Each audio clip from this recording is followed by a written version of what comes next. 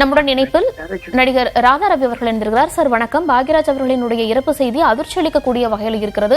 உங்களுடைய நினைவஞ்சலிகளை எங்களுடன் பகிர்ந்து கொள்ளலாம். எங்கள் அன்பு சகோதரர் பாக்யராஜ் அவர்கள் மிகவும் நல்லவர், உள்ளத்தால் நல்லவர். இறந்து போனதுக்காக நான் சொல்லலை, உண்மையிலேயே நல்லவர். ரொம்ப ஒரு எக்ஸலண்ட் அட்மினிஸ்ட்ரேட்டர் அவர் அண்ட் வெரி குட் டைரக்டர். அவருடைய படங்கள் வந்து நான் இந்த வரைக்கும் எந்த படமும் நடிச்சதில்லை, இருந்தால் கூட அவருடைய படங்கள் பூரா பார்த்துருக்கேன். Is the only assistant director, main director வந்து அவரை போட்டு படத்தில் ஹீரோவாக ஆக்கினார். புதிய வார்ப்புகள் நினைக்கிறேன். அந்த படத்தில் பாரதிராஜா சார் டைரக்ஷனில் பாக்யராஜ் சார் நடிச்சிருக்காரு. ஸோ இது மாதிரியான கிரெடிட்ஸ்லாம் கோஸ் டு ஒன்லி பாக்யராஜ். இன்னொன்று, பாக்யராஜ் சாருக்கு அருமையான நெளிவு சொல்லி தெரிந்த மனிதன்.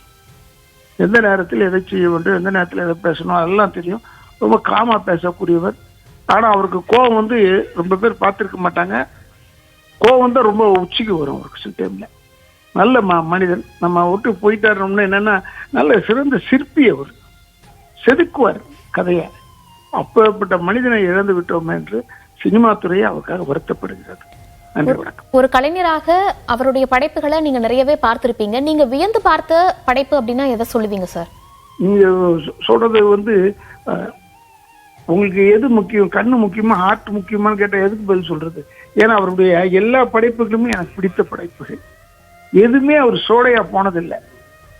அவரு டைரக்ஷன்ல வந்ததும் சரி, பாரதிராஜா சார் டைரக்ஷன்ல அவர் பண்ணதும் சரி, எல்லாமே புதிய சப்ஜெக்ட்ஸ் அண்ட் எக்ஸலன்ட் சப்ஜெக்ட்ஸ் எல்லாமே.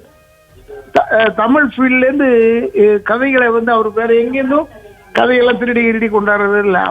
அவரே படிச்சு கிடிச்சு சிலதெல்லாம் கதையெல்லாம் உருவாக்குவார். அது மாதிரி ஒரு நல்ல கதாசிரியர் நம்மிடம் இல்லை இப்ப. நன்றி. நன்றி சார். இணைப்பில் இணைந்து தகவல்களை பகிர்ந்தமைக்கு நன்றி.